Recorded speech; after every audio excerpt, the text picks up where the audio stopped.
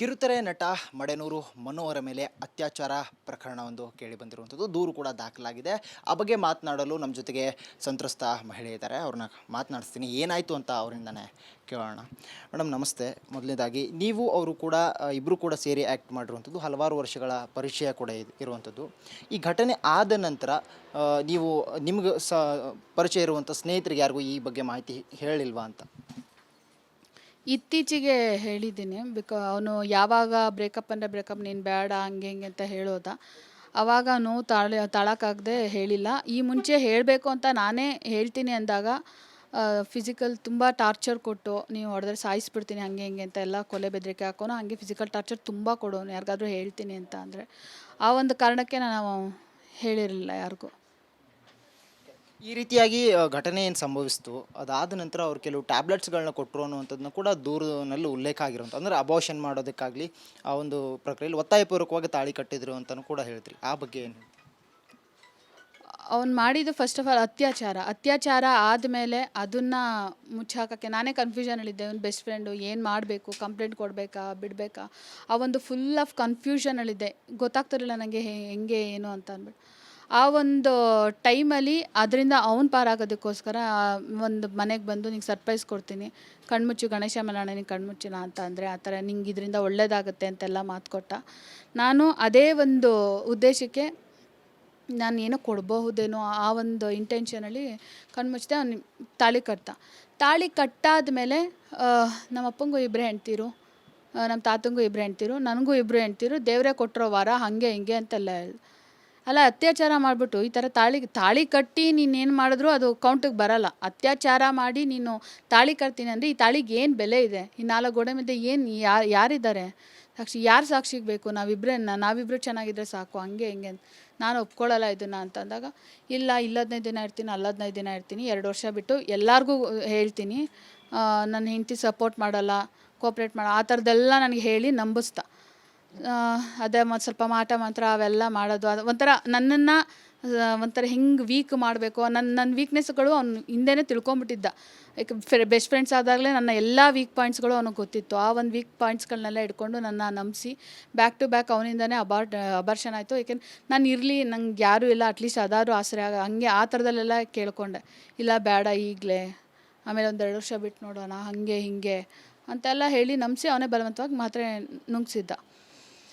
ಅದಾದಮೇಲೆ ಬಂದು ಹೇಳ್ತಾನೆ, ಬಿಟ್ಬಿಡೋಣ ಇದನ್ನು ಇಲ್ಲಿಗೇನೆ, ಚೆನ್ನಾಗಿರಲ್ಲ ಇದು, ನನಗೆ ಮಗಳಿದ್ದಾಳೆ. ಅದನ್ನೇ ಅಲ್ವಾ ನಾನು ಡೇ 1 ಹೇಳಿದ್ದು. ಆವಾಗ ನಿಂಗೇನು ತಲೆಗೆ ಹೋಗ್ಲಿಲ್ವಾ? ಈಗೆಲ್ಲ ಮುಗಿದ್ಮೇಲೆ ಬಿಟ್ಬಿಡ್ತೀನಿ ಅಂತ ಅಂದರೆ ಈಗ ತಾನೇ ಬ್ಯಾಕ್ ಟು ಬ್ಯಾಕ್ ಎಲ್ಲ ಕಳ್ಕೊಂಡಿದ್ದೀನಿ, ಯಾರಿಗೂ ಹೇಳ್ದೇ ಇರೋ ಪರಿಸ್ಥಿತಿ. ನಂಗೆ ಹಾರೈಕೆ ಇಲ್ಲ, ಸ್ಟ್ರೆಂತ್ ಇಲ್ಲ, ಮೆಂಟಲಿ ವೀಕ್ ಇದ್ದೀನಿ, ಫಿಸಿಕಲಿ ವೀಕ್ ಇದ್ದೀನಿ. ಈಗ ಟೈಮಲ್ಲಿ ನೀನು ಬಿಟ್ಟು ಹೋಗ್ಬಿಡ್ತೀನಿ ಅನ್ನೋದ್ರ ಬದಲು ನಾನು ಸಾಯಿಸ್ಬಿಡು, ನಾನು ಸತ್ತೇ ಹೋಗ್ಬಿಡ್ತೀನಿ ಅಂತ ಆ ಥರ ಎಲ್ಲ ಹೇಳಿದ್ದಕ್ಕೆ, ನಿನ್ನ ಹೆಂಡ್ತಿಗೆ ಹೇಳ್ತೀನಿ ಹಂಗೆ ಹಿಂಗೆ ಅಂತ ಅಂದಿದ್ದಕ್ಕೆ ನಂಗೆ ಸಾಯೋವರೆಗೂ ಹೊಡೆದ್ಬಿಟ್ಟು ಹೋಗ್ಬಿಟ್ಟಿದ್ದ. ಸಾಯೋವರೆಗೂ ನಾನು ಮಾತ್ರೆ ಹಾರ್ಪಿಕ್ಕೆಲ್ಲ ಕುಡಿದ್ಬಿಟ್ಟಿದ್ದೆ. ಆ ಒಂದು ಟೈಮಲ್ಲಿ ಅವನೇ ವಾಪಸ್ ಬಂದು, ನೀನಿಷ್ಟು ಪ್ರೀತಿಸ್ತೀಯ, ನನಗೋಸ್ಕರ ನೀನು ಅಷ್ಟೆಲ್ಲ ಮಾಡ್ತೀಯ ಅಂತಂದರೆ ನಿಂದು ಟ್ರೂ ಲವ್, ನಾನು ನಿನ್ನ ಚೆನ್ನಾಗಿ ನೋಡ್ಕೋತೀನಿ ಹಂಗೆ ಹಿಂಗೆ ಅಂತೆಲ್ಲ ಹೇಳ್ದ. ಸಿನಿಮಾ ಅಂತ ಏನು ಸಿಕ್ತೋ ಅವನಿಗೆ, ಆ ಸಿನಿಮಾಗೋಸ್ಕರ ಅವನು ಬಾಡಿ ಟ್ರಾನ್ಸ್ಮಿಷನ್ ಮಾಡಬೇಕಾಗಿತ್ತು. ಆ ಒಂದು ಸಮಯದಲ್ಲಿ ನಾನು ತುಂಬ ಹಣ ಖರ್ಚು ಮಾಡ್ತಿದ್ದೆ. ಪ್ರೋಟೀನ್ಗಾಗಲಿ ಸಪ್ಲಿಮೆಂಟ್ರಿಗಾಗಲಿ ಸಿಕ್ಕಾಬಟ್ಟೆ ಏನು ಬೇಕೋ ಅದನ್ನೆಲ್ಲ ನಾನೇ ಕೊಡಿಸ್ತಿದ್ದೆ. ನಾನು ದುಡ್ದು ಇನ್ಯಾರು ಖರ್ಚು ಮಾಡ್ತೀನಿ ಅನ್ನೋ ಒಂದು, ಅವನು ನಿಮ್ಮ ಅಪ್ಪ ಅಮ್ಮನ ಥರ ನಾನು ಇರ್ತೀನಿ, ನೀನು ಅನಾಥೆ ಅಂತ ಅನ್ಕೋಬೇಡ, ಆ ಥರ ಎಲ್ಲ ಹೇಳ್ತಿದ್ದ. ಆ ಒಂದು ಡೈಲಾಗ್ಸ್ಗಳಿಗೆ ನಾನು ದಡ್ಡಿ ಥರ ಮರಳಾಗಿ ನಾನು ಹೇಳಿದ್ದನ್ನೆಲ್ಲ ನಂಬ್ಕೊಂಡು ಬರ್ತಿದ್ದೆ. ಅದಾದಮೇಲೆ ಮನೆ ಚೇಂಜ್ ಮಾಡಬೇಕಾಗಿ ಬಂದಿರುತ್ತೆ. ಇಲ್ಲಿ ಮನೆ ಚೇಂಜ್ ಮಾಡ್ತೀವಿ. ಮನೆ ಚೇಂಜ್ ಮಾಡಿ ಒಂದಷ್ಟು ಹೆಂಗಸ್ರದ್ದು ವಿಷಯಗಳೆಲ್ಲ ಗೊತ್ತಾಗುತ್ತೆ ನನಗೆ. ವಿಷಯಗಳೆಲ್ಲ ಗೊತ್ತಾದ ಮೇಲೆ ಇನ್ನೂ ಇವಳ ಹತ್ರ ಏನೂ ಆಟಾಡೋಕ್ಕಾಗಲ್ಲ, ಆ ಥರ ಒಂದು ತಲೆಯಲ್ಲಿ ಇಟ್ಕೊಂಡು ಬ್ರೇಕಪ್ ಅಂದರೆ ಬ್ರೇಕಪ್ ಅಂತ ಅಂದ್ಬಿಟ್ಟು ಎದ್ದೋಗ್ಬಿಟ್ಟು ನಾನು ಇನ್ನೂ ಅವನು ಆ ಹೆಣ್ಗಸ್ರ ವಿಷಯಕ್ಕೆ ಅಂತ ಅವನು ರೀಸನ್ ನನಗೆ ಕೊಡೋಕ್ಕಾಗಲಿಲ್ಲ. ಇಲ್ಲ, ಇನ್ಮೇಲೆ ನಿಂಗೆ ಟೈಮ್ ಕೊಡೋದ್ರಿಂದ ನನಗೆ ದುಡ್ಡು ಸಿಗೋಲ್ಲ, ನಂಗೆ ಇನ್ಮೇಲೆ ತುಂಬ ಬ್ಯುಸಿ ಇರ್ತೀನಿ, ಹೀರೋ ಆಗಬೇಕು ನಾನು 50 ಸಿನಿಮಾಗೆ, ತಮ್ಮನ ನೆಕ್ಸ್ಟ್ ಸಿನಿಮಾಗೆ ಹೀರೋಯಿನ್ ಹಾಕೊಂಡು ಮಾಡ್ತೀನಿ, ಆ ಥರ ಎಲ್ಲ ಹೇಳಿ ಆ ಥರ ಕೆಟ್ಟ ರೀಸನ್ಸ್ ಕೊಟ್ಟು ನನ್ನ ಬ್ರೇಕಪ್ ಅಂದರೆ ಬ್ರೇಕಪ್ ಅಂತ ಬಿಟ್ಟು ಹೋದ. ನಾನು ಬ್ರೇಕಪ್ ಮಾಡ್ಕೋತೀಯಾ, ಮಾಡ್ಕೊ ಆಯಿತು. ನೀನು ಇಷ್ಟೊಂದು ಇರಬೇಕಾದ್ರೆ ನೀನೇ ಬ್ರೇಕಪ್ ಅಂದ್ಬಿಟ್ಟು ಹೋಗ್ಬಿಟ್ಟು ನೀನು ಎಲ್ಲ ಮರ್ತ್ಕೊಂಡ್ಬಿಡ್ತೀಯ ಗಂಡಸು. ಇನ್ನೂ 4 ಜನ ಹುಡಿಕೊಂಡು ಆಗಲೇ ನಿನ್ಗೆ ಆಲ್ರೆಡಿ ಸವಾಸಗಳು ಹೋಗ್ತಾ ಇದೆಯಾ, ಹೋಗ್ತೀಯಾ. ನಾನು ಹೆಂಗೆ ಮರೀಲಿ? ನನ್ನ ಲೈಫಲ್ಲಿ ಬೇರೆಯವ್ರನ್ನ ಮದುವೆ ಆಗ್ತಿದ್ನಲ್ಲ, ಮದುವೆ ಆಗೋನ್ನ ಏಂತಕ್ಕೆ ತಪ್ಪಿಸ್ದೆ? ಅವ್ನಿಗೆ ಹೋಗ್ಬಿಟ್ಟು ಎಲ್ಲ ವಿಷಯನೂ ಹೇಳ್ದಲ್ಲ ನೀನು. ಅಂದರೆ ಬೇರೆಯವ್ರಿಗೆ ಅಂದರೆ ನಿಮ್ಮ ಮದುವೆ ಫಿಕ್ಸ್ ಆಗಿತ್ತಾ ಅವ್ರಿಗೂ ಕೂಡ ಈ ರೀತಿಯಾಗಿ ಹೇಳಿದ್ರೆ ಏನು ಅಂತ? ಸಾಗಿ ಅಂತ ಏನಿರಲಿಲ್ಲ, ಬಟ್ ಮುಂದೆ ನೋಡೋಣ ಆ ಥರ ಲವ್ವು ಕೂಡ ಏನಿರಲಿಲ್ಲ. ಬಟ್ ಮುಂದೆ ನೋಡೋಣ, ಸಾಧನೆ ಮಾಡಿದ್ಮೇಲೆ ನೋಡೋಣ ಆ ಥರದ್ದೆಲ್ಲ ಇತ್ತು. ಬಟ್ ನಂಗೆ ಅವ್ರ ಮೇಲೆ ಭಾಳ ಕೊಡ್ತಾರೆ ಅನ್ನೋದನ್ನು ಒಂದು ತಲೆಯಲ್ಲಿತ್ತು. ಅವ್ರ ಹತ್ರ ಹೋಗಿ ಏನು ಹೇಳಿದ್ರು? ಇರೋ ವಿಷಯ ಹೇಳಿದ್ರು, ನಾನು ರೇಪ್ ಮಾಡಿದ್ದೆ, ಈ ಥರ ಮಗ ಅಬಾರ್ಷನ್ ಆಗಿದ್ದು ಎಲ್ಲನೂ ಹೇಳಿದ್ರು ಹೋಗ್ಬಿಟ್ಟು. ಮತ್ತು ಅವ್ರ ಮುಂದೆನೇ ಬಂದು ಬಾಗ್ಲಾಕೊಳ್ಳೋದು ಆ ಥರದ್ದೆಲ್ಲ ಅಷ್ಟು ಗೊತ್ತಾಗಲ್ವಾ ಬೇರೆಯವ್ರಿಗೆ.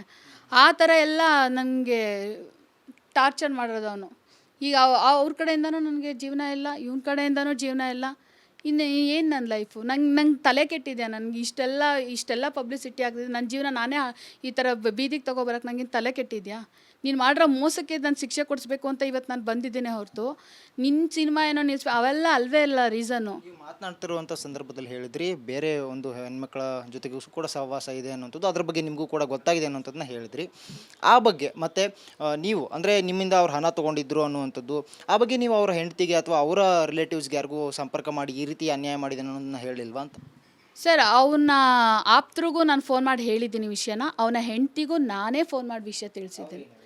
ಅವ್ರೇನು ಹೇಳೋಕ್ಕಾಗುತ್ತೆ? ಇದು ಮುಂಚೆನೇ ಹೇಳಬೇಕಾಗಿತ್ತು. ಮುಂಚೆನೇ ಹೇಳೋಕ್ಕೆ ಅವ್ನು ಬಿಡ್ತಿರಲಿಲ್ಲ ಅಂತಲೂ ನಾನು ಏನಿದೆ ಅದನ್ನು ನಡೆದಿರೋ ಆ್ಯಸ್ ಇಟ್ ಈಸ್ ಹೇಳಿದೆ. ಅವ್ರ ಹತ್ರ ಏನೂ ಉತ್ತರ ಇಲ್ಲ. ಅವ್ರ ಹತ್ರ ಏನು ಇರುತ್ತೆ ಉತ್ತರ? ಆಪ್ತರಿಗೂ ನಾನು ಫೋನ್ ಮಾಡಿ ಹೇಳಿದ್ದೀನಿ. ಅವರೆಲ್ಲ ಕೂತು ಮಾತಾಡೋಣ ಅಷ್ಟೇ, ಅವ್ರದ್ದೆಲ್ಲ ಮಾತುಗಳು. ಅವ್ನಿಗೆ ಅವ್ರ ಕಡೆಯವರಲ್ವ, ಅವ್ನಿಗೆ ಸಪೋರ್ಟು, ಸುಮ್ಮನಾದರು ಅಷ್ಟೇ. ಒಂದು ಆಡಿಯೋ ಕೂಡ ಒಂದು ಲೀಕ್ ಆಗಿರುವಂಥದ್ದು. ಆ ಆಡಿಯೋದಲ್ಲಿ ಏನಿದೆ ಅಂತಂದರೆ, ಅವಳು ನನ್ನ ಹೆಂಡತಿ, ಅವಳು ತಿಂಗಳು ಪೂರ್ತಿ ದುಡ್ದಿರುವಂಥ ದುಡ್ಡನ್ನು ನಾನು ಕೊಡಬೇಕು, ಜೊತೆಗೆ ಅವಳು ಹೊಡೆಯುವಂಥ ರೈಟ್ಸ್ ನನಗಿದೆ ಅನ್ನುವಂಥ ಮಾತನ್ನು ಅವ್ರು ಹೇಳಿರುವಂಥದ್ದು. ಆ ಬಗ್ಗೆ ಏನು ಹೇಳ್ತೀರಿ ಅಂತ?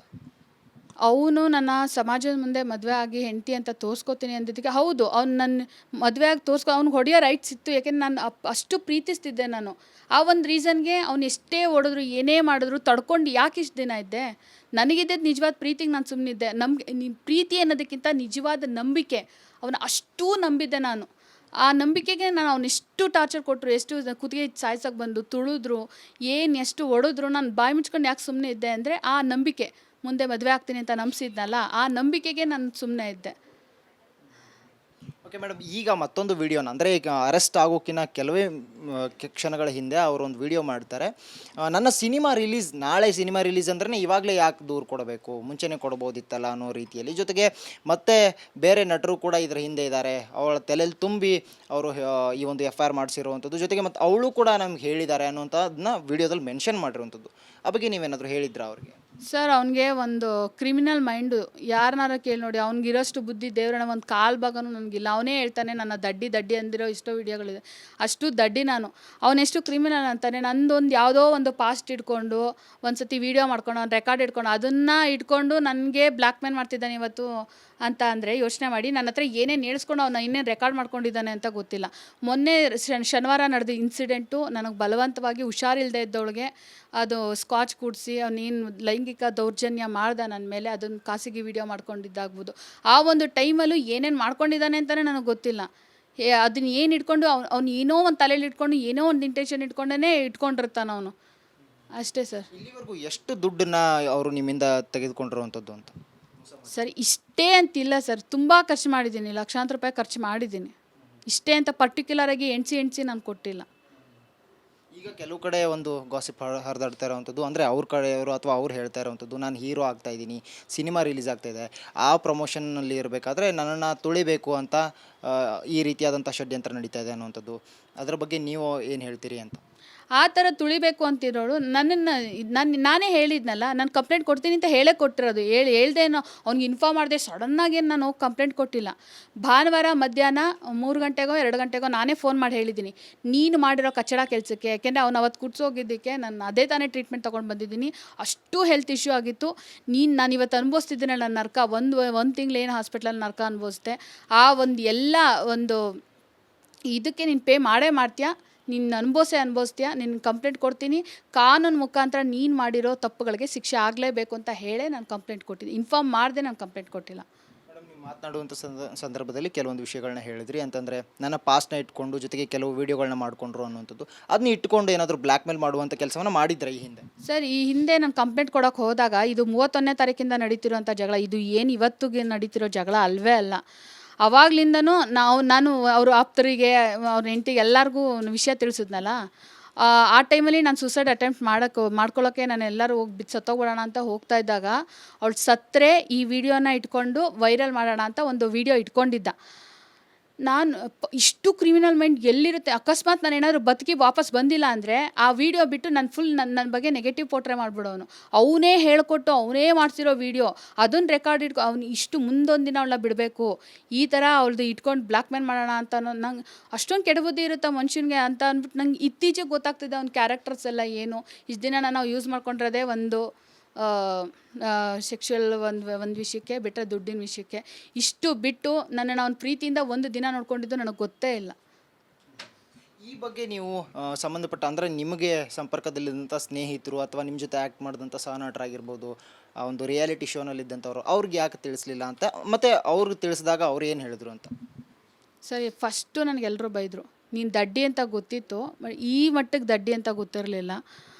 ಎಲ್ರಿಗೂ ಗೊತ್ತು ಅವ್ನ ಕ್ಯಾರೆಕ್ಟ್ರು ಏನು ಅಂತ ಅಂದ್ಬಿಟ್ಟು. ಗೊತ್ತಿದ್ದು ಫಸ್ಟ್ ಆಫ್ ಆಲ್ ನೀನು ಹಳ್ಳಕ್ಕೆ ಬಿದ್ದಿರೋದು ತಪ್ಪು. ನೀನು ನಮ್ಮ ಹತ್ರ ಹೇಳ್ಕೊಳ್ದೇ ಇರೋದು ಇನ್ನೊಂದು ತಪ್ಪು. ಅಟ್ಲೀಸ್ಟ್ ದೊಡ್ಡವ್ರ ಹತ್ರನಾದರೂ ನೀನು ಹೇಳ್ಕೊಬೋದಾಗಿತ್ತು. ಬಟ್ ಆಮೇಲೆ ಅವ್ರಿಗೆ ಇರೋದನ್ನ ಎಲ್ಲ ಅರ್ಥ ಮಾಡಿಸ್ದೆ. ಅವಾಗೆಲ್ಲ ನಂಗೆ ತುಂಬ ಸಮಾಧಾನ ಮಾಡಿದ್ರು, ಈ ಥರ ಏನು ಮಾಡ್ಕೋಬೇಡ ಹಂಗೆ ಹಿಂಗೆ ಅಂತ. ಆ ಒಂದು ನಂದು ಕೆಟ್ಟ ಟೈಮಲ್ಲಿ ಆ ಫ್ರೆಂಡ್ಸ್ಗಳು ಮಾಡಿದ ಸಮಾಧಾನಕ್ಕೆ ಇವತ್ತು ಜೀವ ಉಳ್ಕೊಂಡಿದ್ದೆ ಸರ್. ಆ ಫ್ರೆಂಡ್ಸ್ಗಳು ಅಕಸ್ಮಾತ್ ಇಲ್ಲ ಅಂದಿದ್ರೆ ನಾನು ಅವತ್ತೇ ಸತ್ತೋಗ್ಬಿಟ್ಟಿರ್ತಿದ್ದೆ ಅಷ್ಟು. ದೇವ್ರಾಣೆ ಈ ಒಂದು ಟೈಮಲ್ಲಿ ನಾನು ಬಂದು ಜೀವ ಉಳಿಸಿರೋರು ದೇವ್ರೇ ಅವರು ಅಷ್ಟೇ. ಈಗಾಗಲೇ ಅವರು ಅರೆಸ್ಟ್ ಆಗಿರುವಂಥದ್ದು, ಒಂದು ಕಡೆ ತನಿಖೆ ಕೂಡ ನಡೀತಾ ಇದೆ. ಪೊಲೀಸ್ ಇಲಾಖೆಗಾಗಿರ್ಬೋದು ಅಥವಾ ಮತ್ತೆ ಬೇರೆ ಹೆಣ್ಮಕ್ಳಿಗೂ ಕೂಡ ಅವ್ರಿಗೆ ಸಂಪರ್ಕ ಇದ್ರಿ ಅಂತ ಹೇಳಿದ್ರಿ. ಆ ಬಗ್ಗೆ ಏನು ಹೇಳ್ತೀರಿ? ಅವ್ರಿಗೆ ಏನು ತಿಳಿಸ್ತೀರಿ ಅಂತ? ಸರ್, ನಾನು ಬೇರೆಯವ್ರಿಗೂ ಅವನು ಹೇಳಿದ್ದಾನೆ, ನನ್ನ ಹೆಂಡತಿ ಜಗಳ ಮಾಡ್ತಾಳೆ, ಡೌಟ್ ಬರ್ತಾಳೆ, ನನಗೆ ಅವಳ ಜೊತೆ ಇರೋಕ್ಕೆ ಇಷ್ಟ ಇಲ್ಲ, ಸೊ ನೀನು ನನ್ನ ಎರಡೇ ಮದುವೆ ಆಗ್ತೀಯಾ ಅನ್ನೋದಕ್ಕೆ ಸಾಕ್ಷಿ ಇದೆ, ಅದನ್ನು ಕೋರ್ಟಿಗೆ ಸಬ್ಮಿಟ್ ಮಾಡ್ತೀನಿ ಸರ್. ಇದಿಷ್ಟು ಸಂತ್ರಸ್ತ ಮಹಿಳೆ ದೂರುದಾರರ ಮಾತಾಗಿರುವಂಥದ್ದು. ಸದ್ಯ ಈ ಪ್ರಕರಣ ಇನ್ನಾವ ಹಂತಕ್ಕೆ ಹೋಗಿ ತಲುಪುತ್ತೆ ಅನ್ನುವಂಥದ್ದನ್ನು ಕಾಯ್ದು ನೋಡಬೇಕಾಗಿದೆ. ಕ್ಯಾಮ್ರಾ ಪರ್ಸನ್ ಮಹೇಶ್ ಜೊತೆ ಅರವಿಂದ್, ರಿಪಬ್ಲಿಕ್ ಕನ್ನಡ, ಬೆಂಗಳೂರು.